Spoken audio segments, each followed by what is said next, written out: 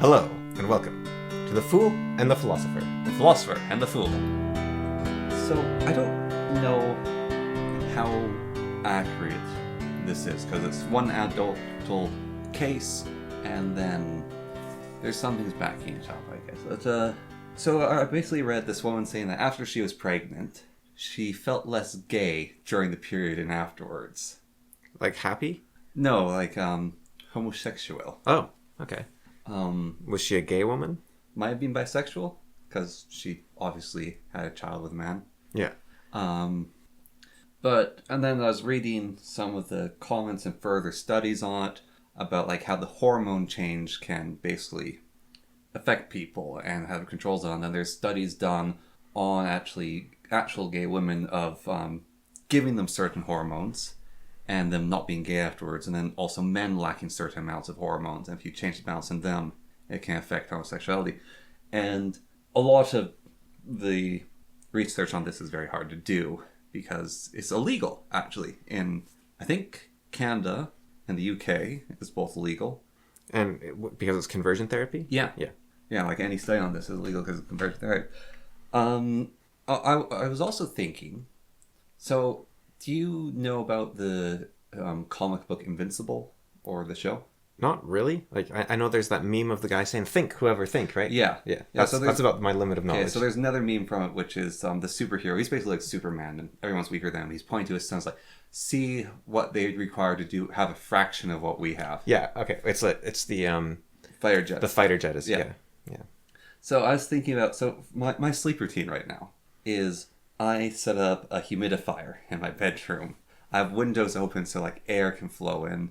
I've adjusted my sleep to match the proper day-night cycle. And I wear a sleeping mask over my face. And this is also I can feel awake. I feel like I'm the fighter jet, and that coffee drinker is see what he needs to imitate a fraction of our power. Yeah. It's like, coffee's incredible. I was reading on the things it does, like, it makes you have a lower appetite. It makes like exercise more effective. It increases concentration. There's studies that even fumes from coffee increases cognitive ability. In basketball, there is a limit of how much caffeine basketball players are allowed to take before a match, because it's basically coffee or caffeine. It's the only performance enhancing drug that is legal in sports, and it has a markable impact, like a 56% performance increase sort of deal. And it's obviously doing something in your brain and changing you, right? And it just made me think about all this identity of you think about who you are and how flimsy that is.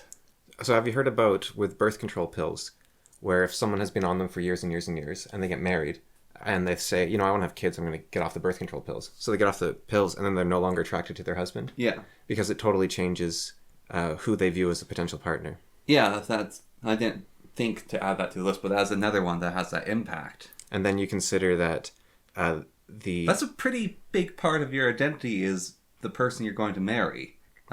That's just insane, actually. It's like, you decide to marry this person, then you're going to have kids, so you get off your birth control, and then you're no longer attracted.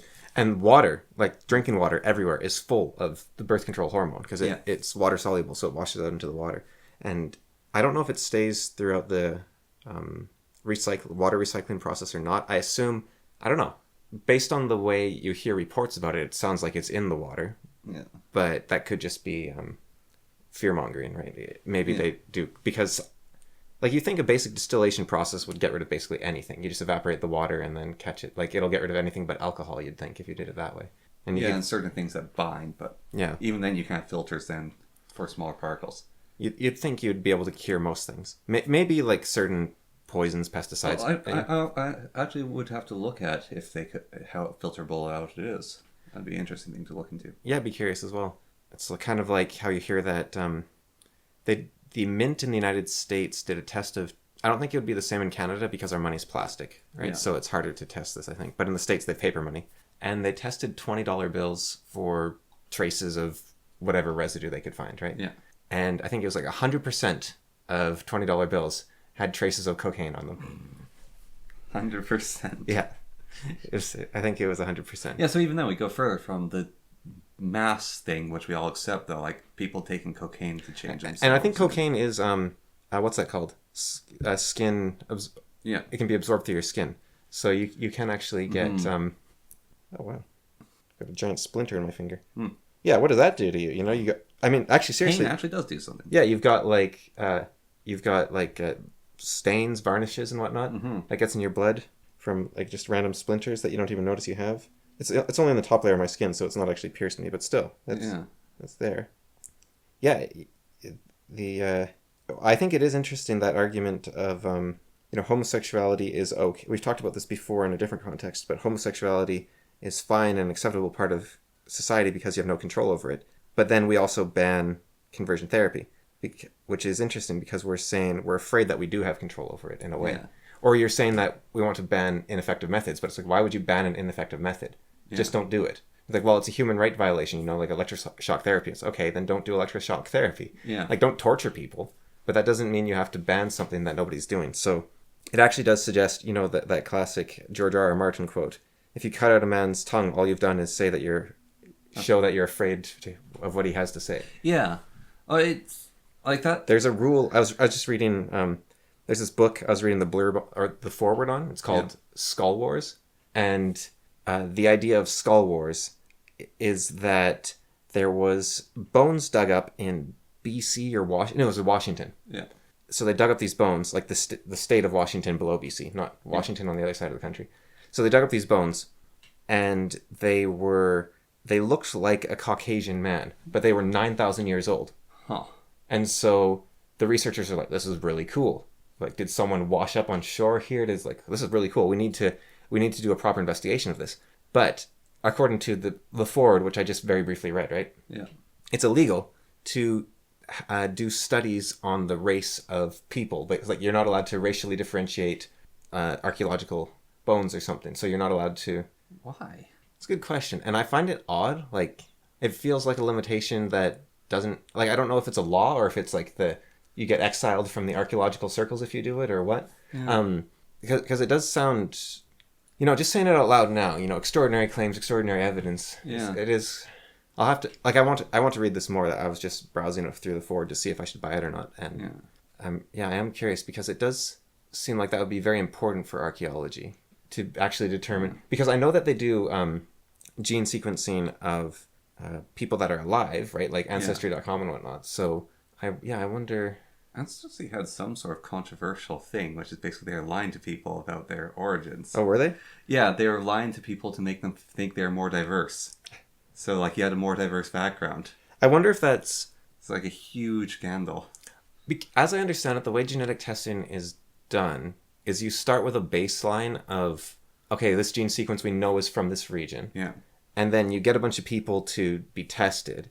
And when they have a deviation, you say, okay, this belongs somewhere else. And so it's basically like a giant algorithmic expansion where you have to fit, okay, so we thought that these three people that had different gene expressions, they can't all be in the same spot. So this one has to be here and this one has to be, oh yeah, it all clicks into place. Yeah. So I wonder if it was to make people feel more diverse or if it was to make Ancestry look like they knew more than they did. Yeah, could be more the other. Because they might not have a very complete data set. Yeah. Because, like, I think Native American DNA, at least like 10 years ago or something, I seem to remember you couldn't really test for it because they didn't have enough of a baseline in order to actually examine it properly. Yeah, they probably need a large collection to actually figure things out to a certain extent. It's a law of extrapolation. Well, because they also, you get 20 people that look native, right? And they say, oh yeah, we're native. But they might not be. Yeah.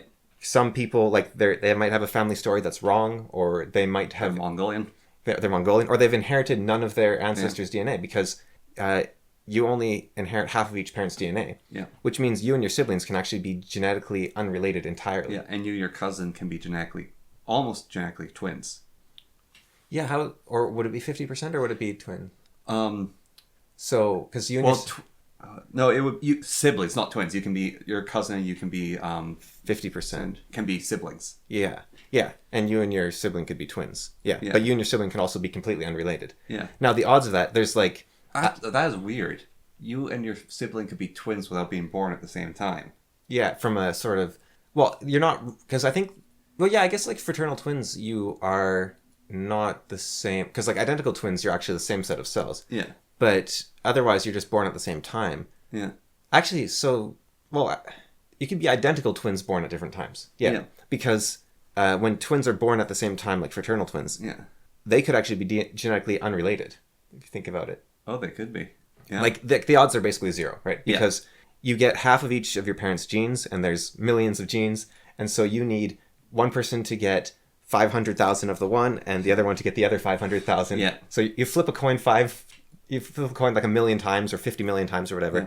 and you have to get all heads, and they have to get all tails. There's though like 7 billion people. Even then, like I don't think it gets close to that, but it is possible. Yeah. That said, if you look at this is kind of a weird thing of this isn't really, a mathematician will probably yell at me, but you look at the stars.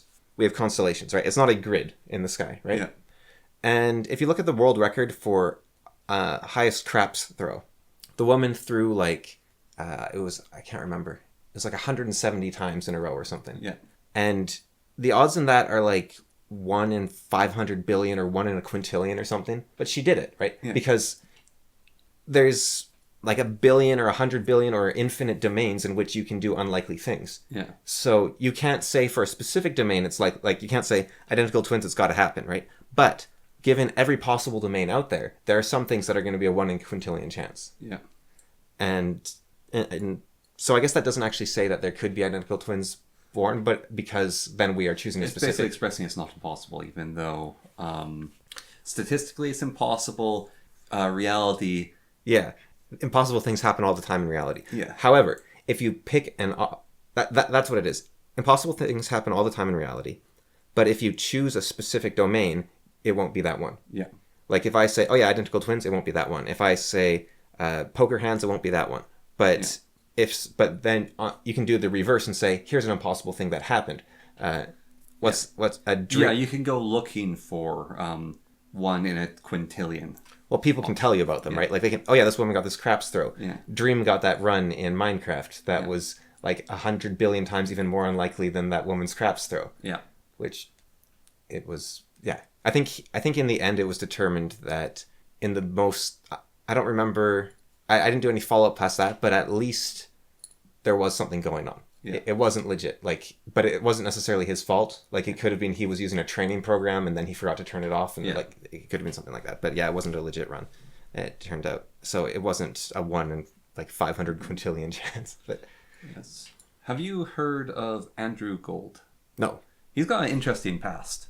So he was a trained journalist. So he's a British Jewish man. trained in the arts of deception, thievery, and lies. Sure. And then he went to journalism. So wait, the other way around. So he tried to do documentaries for the BBC. Yeah. And he managed to do one, and it's quite popular. And he would write them, and he also wanted to present them. And then he's basically told you can't present anymore because you're a white man, and BBC has actual things in place to stop white men from being presenters. But they also have things in place, right, that they need to have 50% left and right-wing hosts, I believe. So they don't always follow their things, I think. Yeah. Anyways. He basically went independent, and he started researching cults. Yeah. And he did a lot of research in cults, and he did research on exorcism. He lived in Argentina for a while. I think it's Argentina. Argentina, you mean? Argentina, yeah. Yeah. I think it's Argentina. Some South American country, I think. And he did research on cults and exorcism and everything that happens there. And he had a very popular cult channel. And then he started looking into the Scientology. Yeah. And that became a little dangerous for him. But he's like, nope, I'm not going to let the Scientologists stop me. I'm going to keep looking into Scientology. So he kept looking into Scientology. He kept calling out. He kept doing stuff on it. And then he looked into transgenderism. And he found out it was equally as dangerous for him as Scientology. Oh, wow. To do that. And his channel actually kind of got destroyed, his cult channel. And so he started a new channel called Heretics. And he interviews a lot of detransitioners and just almost anyone, but now he focuses on that because... So he's like Benjamin Boyce? Yeah, he's like Benjamin Boyce, but much more professionally trained. And why he looks into it is basically he was told, you can't look into this. And he's the sort of personality that if you tell him no, that's what he's going to pivot to. Anyways, he had an interesting interview with, I believe... Hey, what's his name again? Sorry? Andrew Gold. Andrew Gold. Andrew Gold, you can't look at the elephant's foot. Oh, yeah? Yeah, I might need to be careful of that. Goes all Indiana Jones in The Last Crusade. Yeah. His face just melts off. So he talked with, I think it was a geneticist or psychologist, can't remember the guy. But he talked with a person who was in a professional field. And one of the things they talked about was if you basically, like magic or like super medicine that just changed your gender, would you do it? And they talked it through. One of the interesting things they talked about is if you did that, you wouldn't be you anymore, because like there's a huge amount of different hormones that would basically hit you. But like you were saying, I think in a way, you was a very unstable concept in the first place. Yeah, exactly. And so it's just thinking on that thing where they're talking about that level. I don't know about the you. Like, I was actually thinking, transhumanism, right? Yeah. Like not transgender, but transhuman, where you want to be like a robot or like a supercomputer. You get rocket shoes in your feet and that sort of thing. I was thinking about that and how that is assuming that you can put your mind into a machine, right? Yeah. But who you are, let's say even your brain, your thinking processes only. Like forget about the idea of souls, forget about spirit, forget like all that. It's just you are a thinking machine, okay? Yeah. Even then, the thinking machine isn't just your brain. Like at the very least, it's also your spinal column, right? Yeah. But it is everything. Your whole because the reason you can throw is because every bit of you is thinking at once, working together. Because your brain can't think fast enough to throw. Everyone else has to be. That's muscle memory, right? Like it doesn't actually have a memory as far as I'm aware, but there is a overall proprioception that is controlling your entire body, letting you like. I don't know if you've ever seen, or you've experienced this yourself when you're a kid, right? You're really uncoordinated, and someone throws you a ball or something, and your arms just flail everywhere, and it hits you in the face because you don't know what you're doing. Yeah. And you can run into people that they didn't play much sports at all, even as adults, and they're still super uncoordinated, and they can't do really simple things. And that is a failure of integration of their body and their brain, I think, in a way. Yeah. And so I think that the kind of person that wants to become a machine, they are discounting the entire thinking process, which is the rest of their body, which I think actually might be the same mental... Oh, you already destroyed it. I don't know how. That's probably so you can replace the bearings. Screw. Yeah. Why do you have a screw? So you can replace the bearings. We got a little, what are they called? Fidget spinner? Yeah. We got a fidget spinner so we're not distracted during the podcast. But now he's found a way to disassemble it. So we were body, brain. Yeah, so I think that the same mental process possibly that makes you think, I want to be a robot because I don't care about my body. It's all in the brain, right? If you think about someone who's transgender and they say, my mind doesn't fit my body, right? That is a transhumanist belief, because you're saying that the belief system of my body, or rather the auxiliary thinking machine that is my body, is something I can discard. That isn't a part. I don't have any desire to integrate with this thinking machine. So now that doesn't necessarily mean like, if you have a tooth infection, you go to the dentist and you get your tooth pulled, right? Like a horrible tooth infection that's killing you. You have your tooth pulled. And so if you think of it as a full body, like your whole body is broken, a whole body infection, then I think you could say, something's broken. But what could be broken is the interface, right? Yeah. Like it could be, like you were saying, maybe if you weren't drinking water full of birth control hormones, or you weren't drinking coffee, or you weren't drinking...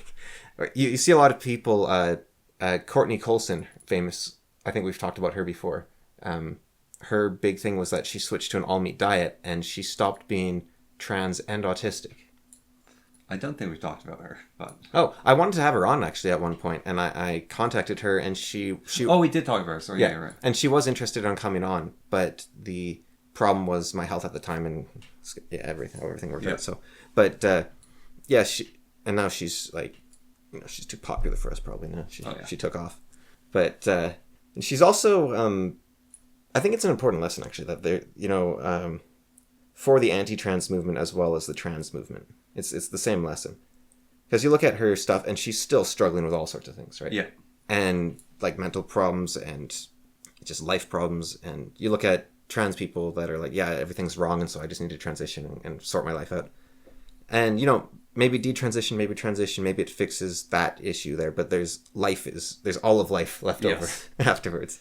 You don't stop living after you get there. That's actually probably the main reason why the suicide rate among transitioners is so high. Oh, because they solve I think I don't know what dysphoria feels like, right? But but I assume it's like okay. I assume it's like inflammation.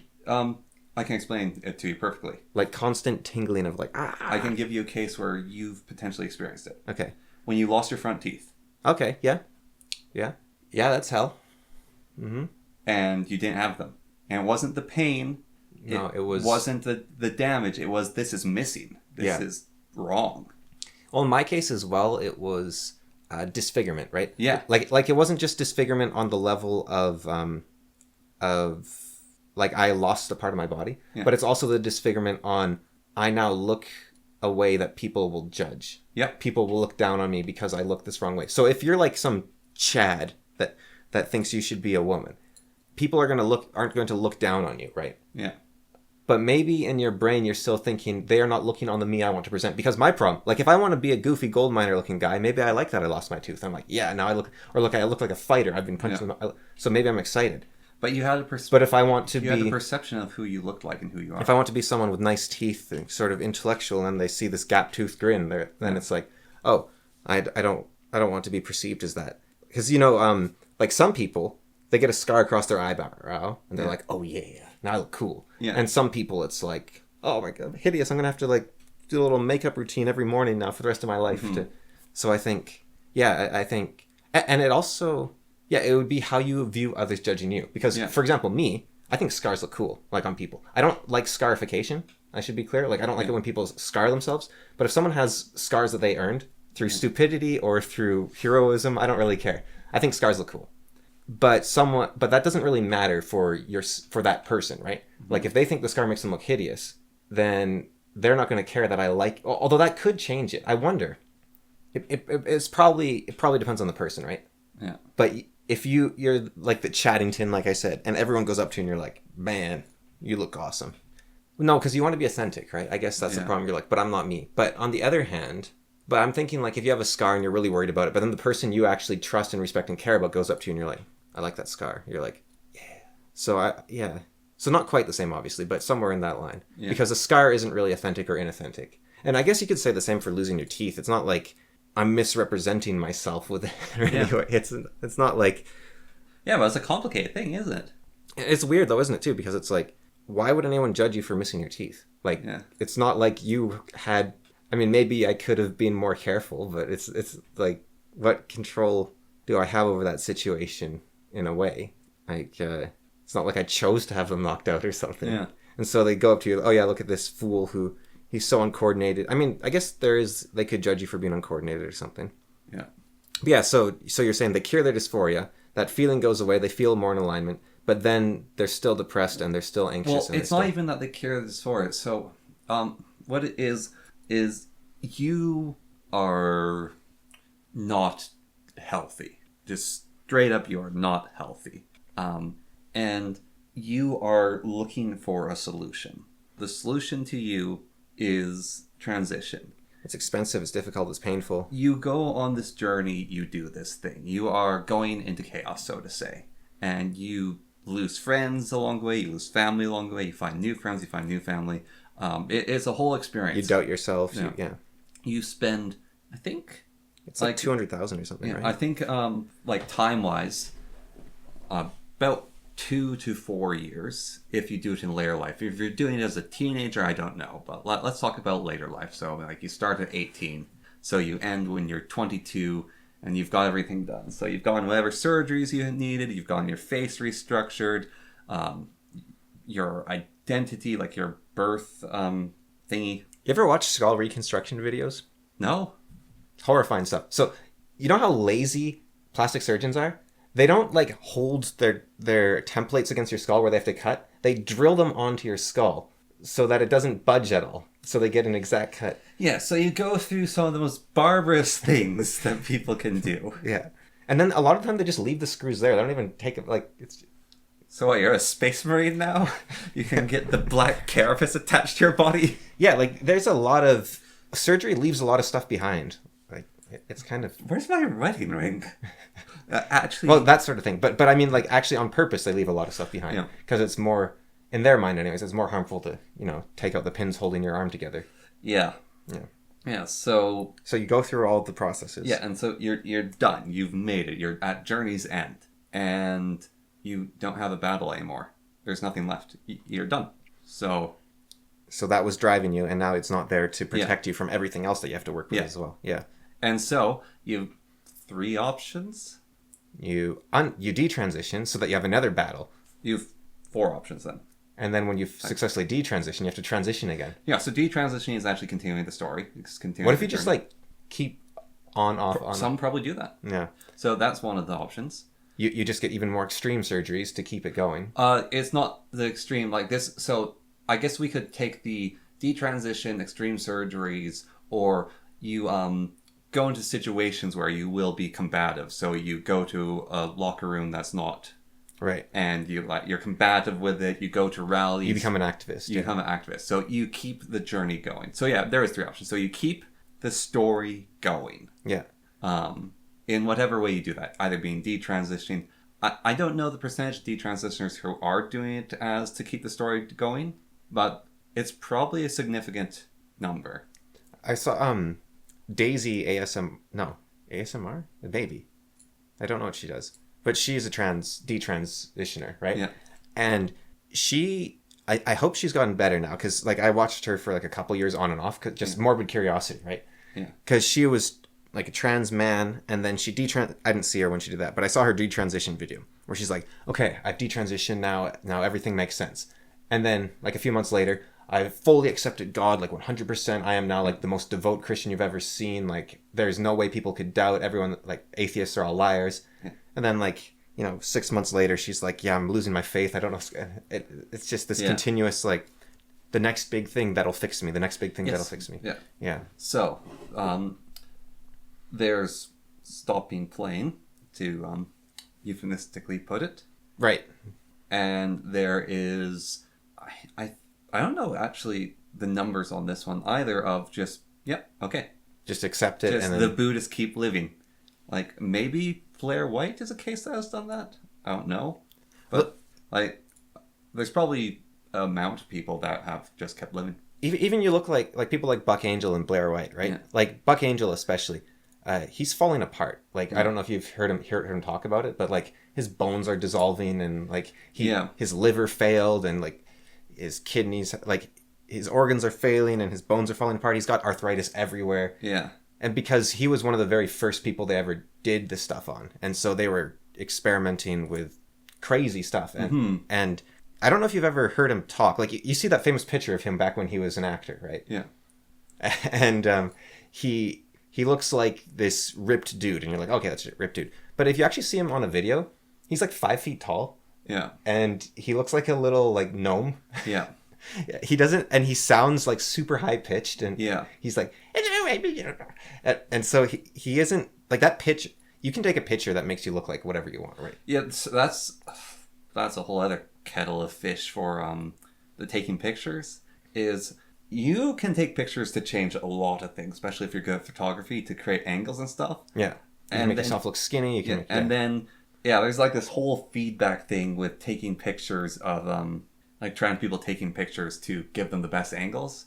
And on the D-Trans subreddit, there's someone actually saying we should ban pictures of people like posting their before and after here, because we're just feeding that cycle again of the affirmation of, oh, I made the right choice, look at me. Yeah, no, that's a good point. Yeah, and it also means that I think a big thing, this is something that was talked about in Infinite Jest, where if you are able to, even if it's a true picture, you're able to provide yourself with the best version of yourself with a photo, get the angles right. And same with writing, like you write text online or something. You're able to be the person you want to be. Because like look at Boogie, for example. I think he's a good example of this. He was for many years considered the kindest, most wonderful, wholesome creator on YouTube. He won like an award for it, and everyone was like, yeah, nobody's more deserving. Like greatest YouTube. It was like top YouTube creator. Yeah, and then he was like trying to lose weight, and everyone was super on board and like, this is awesome, you're doing great. And then his wife left him, and people were like, oh, that's so sad, but you know, you're still doing what you got to do. And he was this guy who had problems, obviously, like with his weight, and he every time there was a political problem, he would weigh in and he'd be like, well, I think this thing, but also this thing. Like, he was always had this very nuanced view on it, right? Yeah. And then a delivery man came to his house and he pulled a gun on them, and the whole thing was filmed, and people were like, whoa, what's going on? And then Boogie put up a video where he said, look, the me you see on videos is a very curated version of myself, where I edit all the stuff I don't like, and I only show the very best parts of myself. And that's what everyone does on YouTube. And it's like, okay, I get, you know, he's obviously a troubled individual, but he knows what is good so he knows what's right and what's wrong, because he only shows what's right? But then he started live streaming, and people could see what he was like when he didn't edit out all the other stuff. Yeah. And it turned out that, and I don't think he was always like, it's so extreme, it's hard to believe he was always like this. Yeah. But he seems to have undergone, for whatever reason, some sort of downward spiral. Yeah. And it could simply be like, you know, he caught schizophrenia. Like, you know, like, and like literally maybe, like, you know, syphilis can make you go crazy. There might be other things that aren't syphilis that do that. It could be there's lead in the drinking water. Like, there's brain a million tumors. Brain tumors. Yeah, there's something that wants him to self-destruct. Or maybe it comes out kind of like what Nikado Avocado did. It's performance art. We'll see 10 years from now it was a big piece of performance art. Something. Boogie's been wearing a fat suit for the last 10 years. Well, more like, you know, the behavioral stuff, right? Or like Chris Chan. Actually, I remember the first time I ever heard about Chris Chan. I don't know if you know about him at all. Yes. Okay.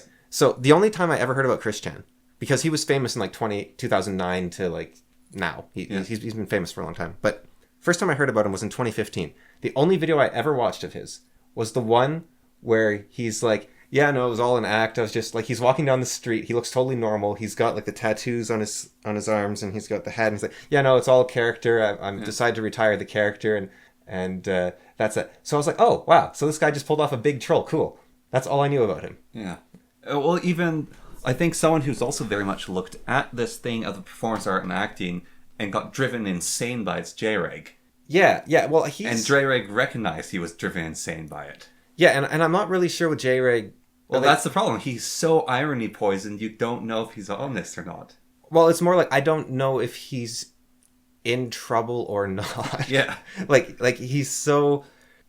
I'm pretty sure he's not. Like, I don't think it's healthy for him what he's doing, but I think what he's doing is actually I think what he's actually trying to do is he's trying to reach ironic Zoomers and say, look, this isn't good. Like, you don't want to be. He's trying to use irony to tell people you need to be authentic. Yeah. And I think he manages somewhat, but I think also people like to play along with him, and so I'm not sure if the end result is him being effective in his goal or not. And at some point, I don't know, for me, if I play up something like that, right? At some point, I stop remembering that I was playing something up for a point, and I just start playing up because I'm the guy that plays up whatever. Yeah. Like, oh, exactly. I'm the guy that loves pancakes, so I'm just going to play up pancakes all the time or something. And you forget that I was trying to point out that some people are obsessed with food, or I was trying to make a joke about being obsessed with things in the first place, you know? Yeah. So I don't know where he is on that spectrum. And so even your own mind can change who you are.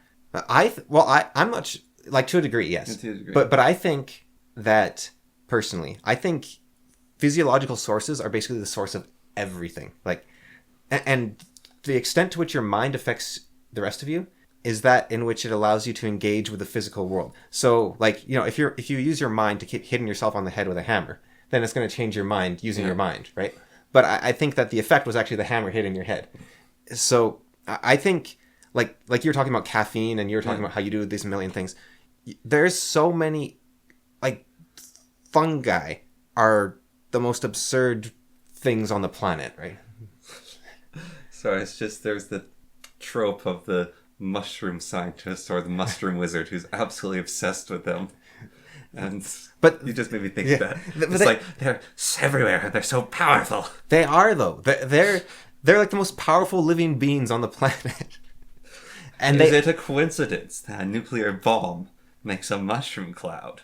My God. But actually... But they are, though. Like, they're everywhere. Like, I can't remember what it is. It's like if you take a soil sample, it's like 90% of it is just funguses or something. Like, everywhere. They infiltrate everything. They can do anything, and they're the biggest creatures on Earth. They're probably the smartest. They're able to control other things' minds. They're able to synthesize any chemical component. They're able to break down like anything because they can synthesize any chemical. They can go up to some radioactive waste and be like, yeah, I'm going to eat that. I'm just going to synthesize a chemical that can dissolve radioactive waste into like iron or something. And boom, they can do it. Like, there's all this talk about fusion, right? And like stable cold fusion. And we're looking at lasers and we're looking at magnetic fields, and we need to be working with mushrooms. I've actually thought that before, as there might be an energy source that involves using mushrooms. Yeah, like even like, you know, trees can generate electricity, right? Like, Yeah. like the difference in acidity between the tree and the soil generates a small electric current.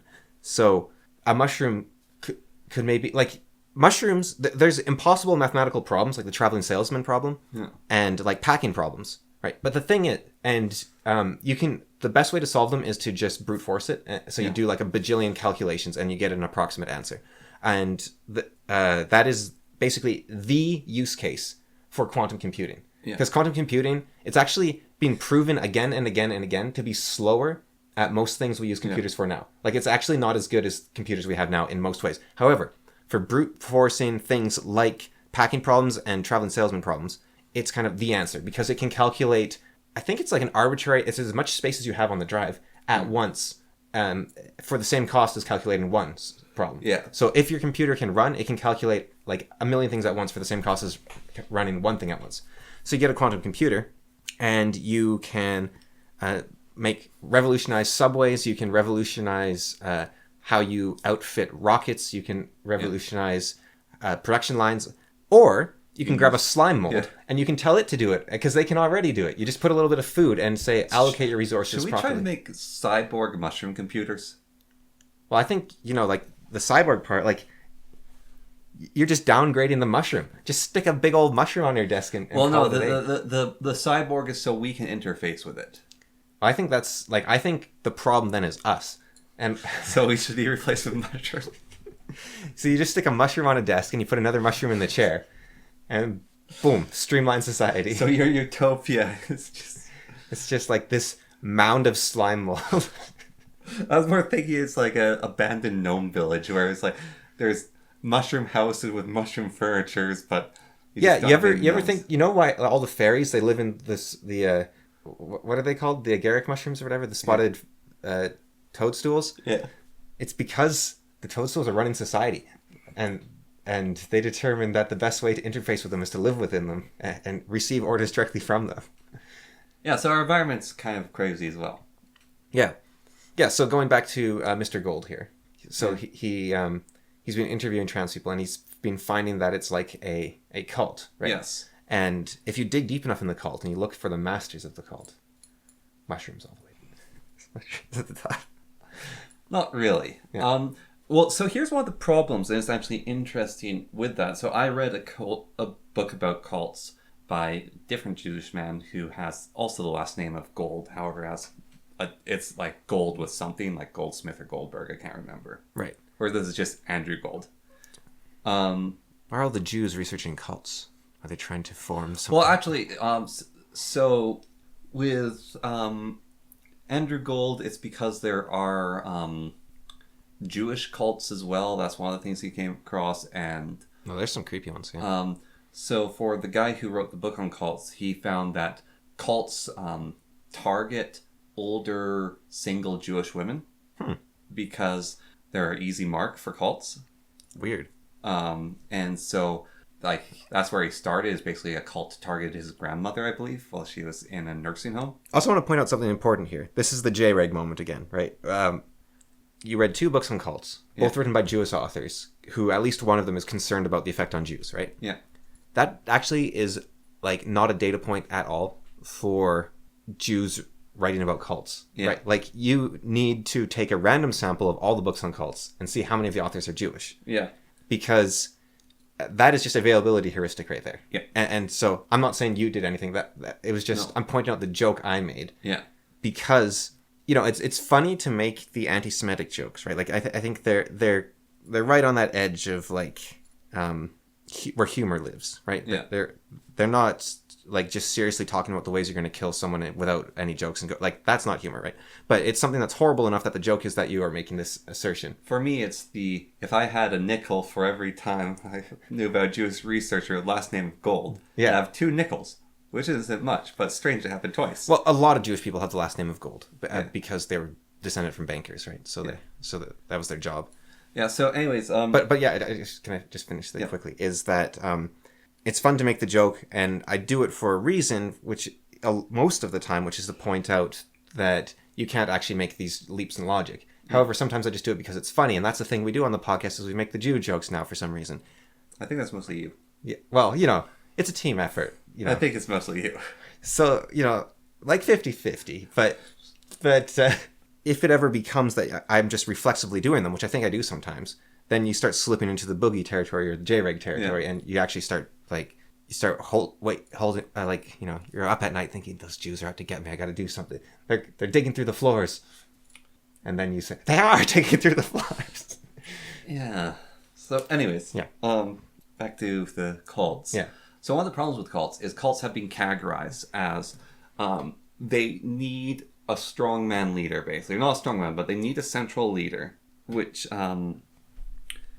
is in charge. And that's one of the main things about cults is, like, there's a bunch of different things, but basically the thing that a cult always needs is it needs a central leader, which one person in charge of, and they're the main damaging force. And I think that has become a linguistic or categorization error now, or we need a new cult name. Because there is no trans cult head. Yeah, there's no trans cult head, but also I think there's actually a lot of cults without a god's head now. So would that be... So I guess what they're saying is if there isn't a strong centralized leader, then they are a religion? Is that the idea? No, it's not even that it's a religion. It's just like a movement or something, or it's not even a cult. It's just you're seeing cult-like things where there isn't a cult. You're seeing shadows where they aren't cast. Right. So the trans movement isn't a cult then, by that definition. That's correct. So it's not just an ideological possession type scenario. Yeah, so... But you think it should be called a cult, possibly? I do. I think a lot of things that aren't should be called cults, but I think that trans should be called a cult because it has everything but the leader. So does cults... Like, doesn't occult mean, like, hidden or something? And so is the idea that it's, like, furtive, secretive? Is that what... I think occult and cult are a coincidence. I don't know. So... Yeah, I'd have to dig more into the etymology on those two. Because cult, like, is cult always derogatory or can it be positive? I guess it's like the cult of Mithras or something. Like they worship the sun bull. Like, I think they might sacrifice animals to him, but it's a bit. Or the cult of Dionysus. Or so there are a lot. So in the categorization of what sort of has become the common term for cults, there are cults and harmful cults, and basically every cult is at risk of becoming a harmful cult, and. Like, what about, like, the Illuminati or the Rosicrucians or the Hermetic Order of the Golden Dawn? Like, are they cults or... I don't think they would be cults, actually, under the categorization, because they don't have a leader. Because they're mysteries, right? Like, yeah. like they're literally called mysteries. And I just wonder if a mystery is always a cult or if there's a difference. Well, I don't know. They're not destructive cults, which is the thing you want to look out for, because there are a lot of cults. So a cult that is everywhere in America is the Alcoholics Anonymous. Right. So the maker of Alcoholics Anonymous... but that's even a positive cult, right? Like, kind of. I'm actually not convinced it's a positive cult. Because the way they... We've talked about it before, but just a quick overview. The way they deal with alcoholism is they basically break your brain to focus that all your addictive potential on just Alcoholics Anonymous instead. Exactly. And, you're not destroying yourself from the alcohol anymore. No, you're not. And the people around you. Yeah, so Alcoholics Anonymous, though, is very much a cult structure. And it's amazing that it's effective. Like, they overcome, like, the most addictive substance on Earth. Like, it's impressive. Yeah, so there are situations where Alcoholics Anonymous organizations have just turned into full-blown cults. Well, like, because they're demanding, like, fealty, basically, right? So that's very abusable. Yeah, and so they become destructive cults. There's, like, being bad cases where they become destructive cults. And I imagine, like, well, I don't know if the Illuminati are still around, really, but, like, the Masons, for instance, I'm sure they have had sects that go off and do horrible Definitely. things. That's the same thing with Christians, same things with... So, like the Jews have their blood libel cults, of course. yeah, the Mormons is a great example. A lot of people are iffy about Mormons. They're like, oh, I don't know about those Mormons. Like, oh, they have all those multiple wives. Like, there's a whole bunch of things about Mormons. That is like a splinter group of Mormons that is that crazy group. Like, most Mormon... It's actually really, really normal. Yeah. They're really close to just a Christian. Even Scientology, like, well, that's true of all cults, right? You're lost and they give you meaning. Yes, they become your everything. That is what a cult is it is your totality of being is poured into one point. When it becomes destructive is when a singular leader takes advantage of that. That is what a destructive cult is. So, let's take a good Christian, right? Yeah. So, they go to church on Sundays. They're involved in all the organizations. They're a board member of the church. They donate to the church constantly. That is their everything. But then their pastor's like a communist. And well, that's it. So they could have a normal life. Their pastor is a communist. The pastor could take advantage of them. That could be a destructive cult. Immediately turn into that. So one of the things about the church, though, which protects it from it, is pastors visit other parishes. They do exchanges. They go around. They basically check in each other. And usually your pastor isn't the person in charge. Usually there's someone above them, and then there's someone above them. That's kind of the importance of the Pope. Is the Pope... I don't know if he gives sermons on the regular. He more gives speeches, but he doesn't have a parish. The parish is all of Christendom to the Pope. And then even then, there's cardinals who choose the Pope and have a minor amount of control. And there's archbishops. And even then, that doesn't work. And you need to create Anglicanism. So with this definition you're talking about with the cults, where it has a singular leader, when do religions differ? Like when they're large enough, or how does that work? Like so that a leader can't control everything, or how does... Basically, so a cult is a focus in on the leader. The leader's important. In religion, God. Right. So with the Pope, for instance, the Pope is kind of replaceable. You can take out Francis and you can put in a new Clement or something. And but with Hare Krishna, when Krishna, I think he stepped down. Yeah. There's no more Hare Krishna. That's correct. And so someone can try to be his reincarnation or the new spiritual leader, which was successfully done in Scientology. Right. So how does Scientology, or how, like Jehovah's Witness, are they a cult? Kind of. Because like John Smith was the Mormons. What was the two Jehovah's Witness guys, long dead, right? Yeah. And they disagreed with each other, so that's even... Yeah. Or am I thinking of Mormons again? Anyways, Jehovah's Witness, though, like, they don't seem to follow that definition of a cult, right? Like, I don't think they have a central leader, or... Yeah, so there's more things... But they don't let people leave, really. Yeah, they don't let people leave. It becomes your other thing. If someone leaves, then you basically attack them. There is no questioning the ideal. So this is all destructive cult. But is it a cult? Like, because Islam, a lot of the groups of Islam, you're not allowed to leave either, right? Yeah, there's cult-like tendencies within them.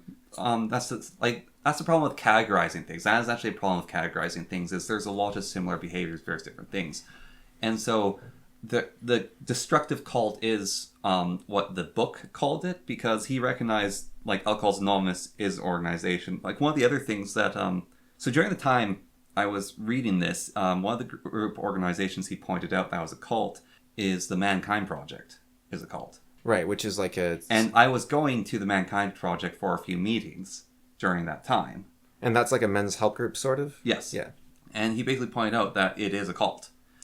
He said it's not a destructive cult. There's times when it becomes a destructive cult, but the Mankind Project very much falls a cult in things. And so that's him pointing out basically the differences between them and how you have to be careful of these things, because it... So what about like... And like the Society for Creative Anachronism, like the SCA, like, you know, they do LARPing and stuff. So let's talk about Tom and Ben from the Office Cast. So they were at a gaming convention. They played games together. Isn't Ben literally a cult leader? Yeah. So they were at a gaming convention. Yeah. And afterwards they went to the bar to get drinks, and they talked about things that weren't war games. Weird. Okay. So he talked about things that that weren't Warhammer, and that's why they became friends. Is like This guy plays Warhammer, he plays war games, but he's also just someone you can go to the pub afterwards and just talk to and not be a nerd with. Yeah. And so, so there's something outside of it. There's something outside of it where... So with the Mankind Project, you don't go and hang out with them later and no. and go golfing or... Yeah. Right. And so... And like sometimes some people do that, but it's more of the person who devotes their entirety to it would much be more in a cult. Right. Okay. Yeah. So it's all about... A cult is all-consuming, this is everything. Anything that's against it is wrong. The cult is the only answer, is the only way. And it's everything is in context of the cult. So yes. even if you spend time with that person, you're only spending time with them at the cult headquarters or whatever. Yeah. So if there was, let's say, philosophy YouTube channel, right? Yeah.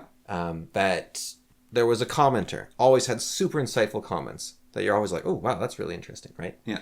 So you always reply to them like with your own thoughts because it really sparks stuff going. And you're like, yeah, okay, this is interesting. So you reply to them. And they reply back to you.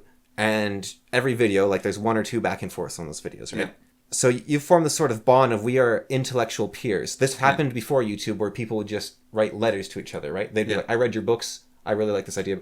If you never venture outside of that intellectual discourse, have you formed a cult? No, because that's not everything in your life. Right, so it's not if just you that... became a Discord mod for that person, your entirety was devoted to that thing, right? That'd be a cult. It'd usually be devoted to the person because it's far easier to have a godhead, which is a human, than a godhead that's ideology. That is one of the main differences between a religion and a cult, is the godhead is a human versus the godhead is God or the Trinity. So, okay, so let's say I'm a Discord moderator for My Little Pony Discord. Hypothetically, of course. Yeah. Hypothetical. Yeah. Oh, I could never. So, just wait, it'll happen. I don't like Discord. I don't like My Little Pony. Although I could be convinced on My Little Pony, I think, but not Discord. Okay, so... You've given me a project now. So, it's my life, right? Like, I'm this My Little Pony creator. I'm the Discord. I talk to all the people about My Little Pony there. But then one day, one of the people in there is like, yo, moderator, we live in the same area. You want to go play basketball? And I'm like, yeah. And we go play basketball. We don't talk about My Little Pony once. Yeah. Is that like breaking free from the cult or something? A little bit, yes. Yeah. It's a little bit. Or does it make it the whole organization less of a cult? It makes it less of a cult. It makes it less of a destructive cult. It becomes more of a social grounding place. Yes. Yeah. And even then, I would say it's less of a cult because it doesn't have a singular leader, because you're instead worshipping My Little Pony than something. But then that's the strange thing with trans of is it a cult or not, because there's no singular leader. Right. But it's a weird it's like a neo-cult. That's what I'll call it. But then you take someone like Blair White, right? Or someone like Brianna Wu. Yeah. Who Brianna Wu's more left-wing, Blair White's more right-wing. Yeah. But both of them have said, I'm pretty sure, something along the lines of, me being trans is the least interesting thing about me. Yeah, exactly. So they're not part of the cult. Right. So there is a neo-cult of trans ideology. So it's the trans movement that's a cult, not the trans people. Yes, exactly. They're not cultists necessarily. Yeah. Yeah. Right. And so the Golds... Well, Andrew Gold has observed that. The other one, I don't think, has recognized that yet, or know about his later writings now, because that book is like 20 years old. Right. But, yeah, and it's insane how much a cult can actually do to you mentally as well, just to wrap it back to the beginning. Yeah. Like, the chanting and these things, like I said, getting broken in the Alcohol's Anonymous, making it your new addiction, but, like, things they actually do to break you, it's harrowing, like, the things they do break you. Like, even, so there's been studies on suicide bombers, which hype themselves up with, in the case, like, they recite certain prayers. And there's been studies done on people who aren't going to suicide bomb, who hype themselves up. And it turns your brain off. Yeah, like bonsai. Yeah. Yeah, but it's like the repeated chanting of a prayer. Like, it turns parts of your brain off and turns other parts on. Like, literally shuts down certain parts of your... And it can affect your personality afterwards, basically forever. Like, you know, the case of the people meditating and then they go barmy, basically. It's... Yeah, that is a case where I would say that I definitely agree with you, where your mind can actually completely overpower even the physiological around you. Yeah. Or you even look at people like David Goggins, where he's got all sorts of mental problems like depression and whatnot, and he just doesn't let them, or pain. He's got a lot of pain, and he doesn't let them affect him in the slightest. And it must be destroying him on some level, right? Like he's the guy that he ran like a marathon on a broken leg or whatever. Like he's insane. Yeah, he's the guy that got abused horribly by his father growing up. And what he does is he just hits life back hard, and he's like, if my body breaks down, I don't care because I'm not dealing. Like it's kind of like, you know, psychologists always say you have to deal with stuff. Like you have to go back and deal with it, and he's kind of like the proof that you don't. It's like you can just be in denial forever, but it's not even denial. It's like you're devoting your life to something so fully. I've read some of the start of one of his books, and from what I get from it, he's become the man that can fight back against everything that's happened to him. Yeah, it's like, I don't care if I was abused. I ran a marathon on a broken leg. Like, you think abuse is bad? I can take running on a broken leg. I can do push-ups. I can do sit-ups while I have a hernia. Yeah. But it's funny, even I have seen him, Lex Friedman wanted to do, I can't remember what it was. It was like 30,000 pull-ups a month or something. Yeah. And David Goggins was like, all right, you got to start slow. Yeah. Because you don't want your body to just fall apart. So he does have a limit, obviously. Yeah. He is aware that you can push through a lot of pain, but you should still listen to pain to some degree. Yeah. And I think it's basically, I think the limit on pain is you ask yourself, what would David Goggins do? And then you have it. Well, even then, pain is pain. That's just a truism. I don't think it is. I think there's a lot of flavors of pain. Like there's a pain that's like, yeah, I'm tired and this hurts and it sucks, but I can keep going. Like you're doing a plank. Yeah. You can basically do a plank forever, right? Like you're not going to hurt any. I mean, you might get a hernia eventually, but the record flare of the plank got really bored while doing it. But planking is not a physical activity. It's a mental activity. Yeah. Because it sucks, it's boring, and it hurts like crazy. Yeah. But it's not hard. Yeah. It's actually, it's interesting. I watched some YouTubers that were doing some planks. They're having competition who could do the plank longest. Yeah. And I'm pretty sure the same would happen to me. You have a camera on you, you're going to do it for like a minute, and then you're going to be like, oh yeah, I can't do it anymore. But you do it on your own, and you're actually trying to push yourself. You can go for like 10 minutes, right? Like, yeah. Like planking is if people are watching you, like, and they give up earlier, you're going to give up because you're like, oh yeah, well, I beat them, so it's fine. But it's very individual. But so there's that kind of pain. But then there's this pain where it's like your mind stops working and you feel this sick, like, decaying within you where you keep pushing through something and you're feeling yourself fall apart and you're actually just destroying your body. Fair enough. And you should stop. Yeah, like, fair enough. There is no, like, you can mentally push through it. And you don't even have to, like, with me, I can get so absorbed with something. It's not even like I'm like, oh, I got to fight through the pain. It's actually like, I care more about, like, reading this essay than I care about the pain it's causing me to read the essay. So I just keep going until I start, like, injuring myself. And so I have to be like, whoa. Just take a chill pill for a second. Yeah, I can agree with that. No, there are different flavors of pain. I guess you would know. You read the Communist Manifesto book that I got you. Academics. For work, I was reading this book on the oral traditions as they apply to your ability to understand, like, the labor distribution of, like, native peoples in North America, right? So it's like... Sorry, just that title. You know the meme, which is rightist me, leftist mean, and the leftist means a wall of text?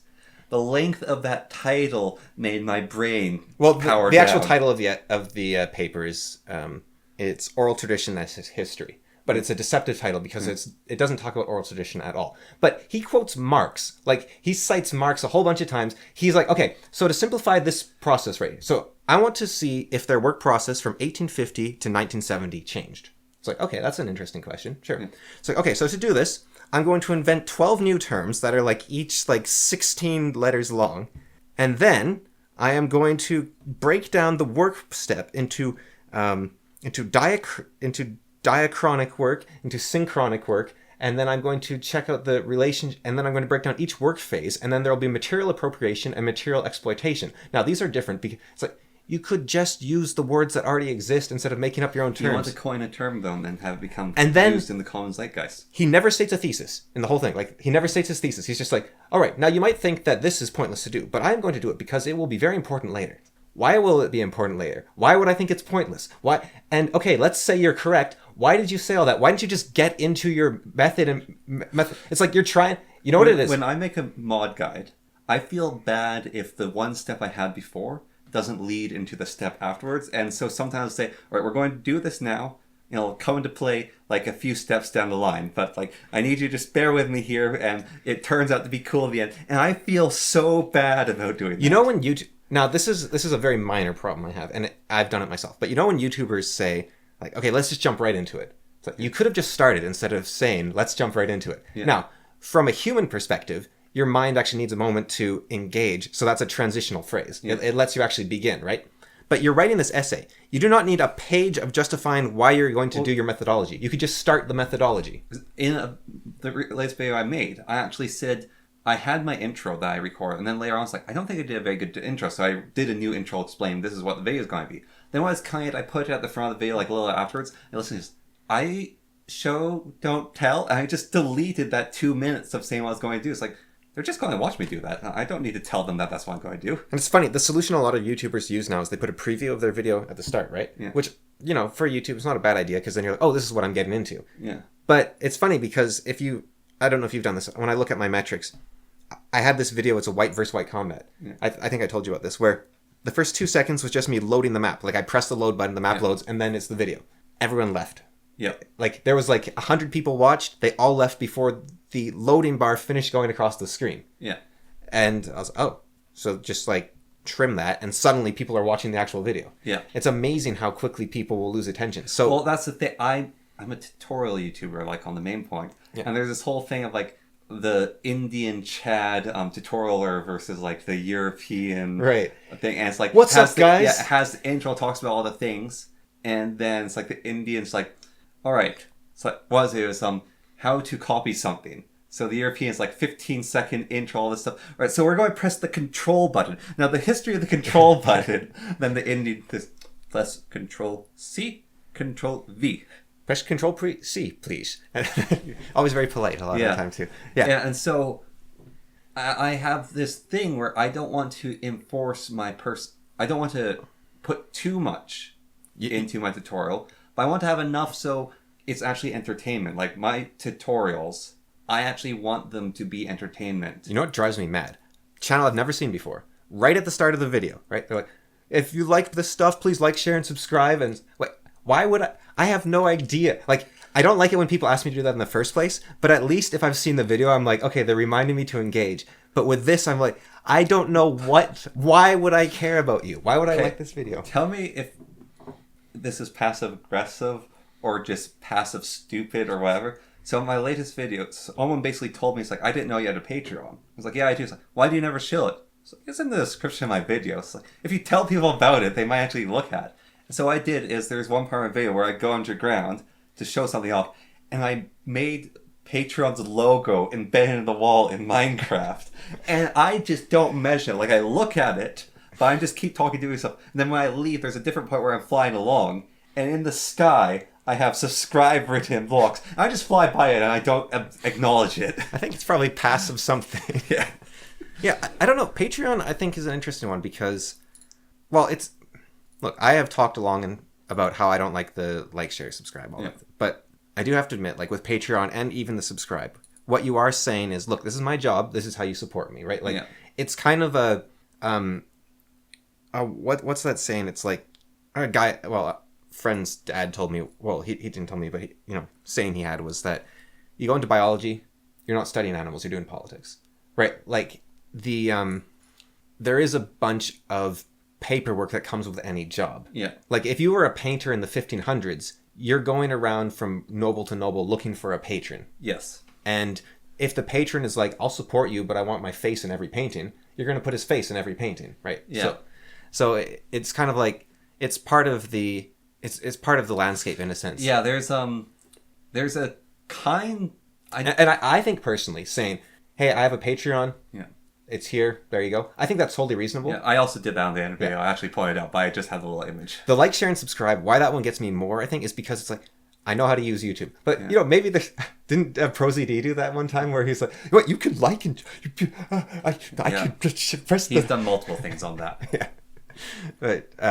and I think everyone has their own individual take on what it should be, right? And I think it is funny putting the Patreon underground. I do think it's funny, but it is passive something. Yes. I don't know what it is. It's not exactly aggressive. But it's something. I feel like it's subliminal trickery. Yeah. What was? I think subliminal messaging. They found it doesn't really work. There was it wasn't much of a study, but they showed the screening of a movie, right? Yeah. And at the end, it was like I can't remember what the exact screen. It was like a little short 10-minute thing. Yeah. And at the end, the screen just got brighter and brighter and brighter, and like close your eyes and envision what could be, right? Yeah. And what they had done, you see this bright white screen, but actually the center had like halogen lights behind the projected screen, so it was way brighter, but you couldn't tell just looking at it, right? But you close your eyes and you can see the Volkswagen logo burned onto your eyelids. And so it was like, just close your eyes and dream what could be, and you close it and it's like, Volkswagen. And I don't think that's a little messaging at that point. Yeah, that's not passive aggressive marketing. That's just aggressive. Yes. Just like, I can't get the Volkswagen out of my eyes. Yeah. You're trying to drive home later and there's like this, like, Is that a Volkswagen approaching me, or is my vision messed up? there's a V in the sky. What's going on? Okay, I should get going. You should be. And there's a storm coming. Oh yeah, it's coming in. There's a storm coming in, so we got to get out of here. Go on, get out of here. Stop watching. Bye. Love you.